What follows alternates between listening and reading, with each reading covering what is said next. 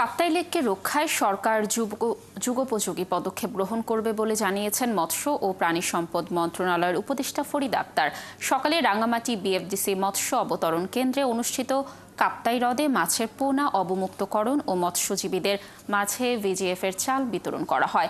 সেখানে প্রধান অতিথির বক্তব্যে ফরিদা আক্তার জানান, কাপ্তাই লেককে আধুনিকায়নের মাধ্যমে নতুন ল্যান্ডিং স্পট গড়ে তোলার পাশাপাশি মৎস্য উৎপাদন বৃদ্ধি করা গেলে দেশের অভ্যন্তরীণ চাহিদা মেটানোর পাশাপাশি বাইরেও কাপ্তাই লেকের মাছ রপ্তানি করা সম্ভব হবে। চাঁদাবাজি বন্ধ করতে সরকারের পক্ষ থেকে কার্যকর ব্যবস্থা নেওয়া হবে বলেও জানান তিনি।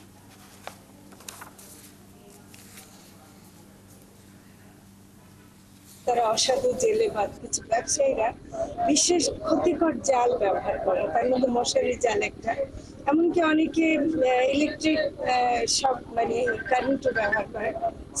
এগুলো দিয়ে যেভাবে মাছ ধরা হয় এটা একেবারে অপরাধের পর্যায়ে পড়ে। তো সেটার বিরুদ্ধে আমরা এমনিতে দেশের অন্যান্য জায়গায়ও যে অবৈধ ব্যবহার আছে তার বিরুদ্ধে ব্যবস্থা নিচ্ছি।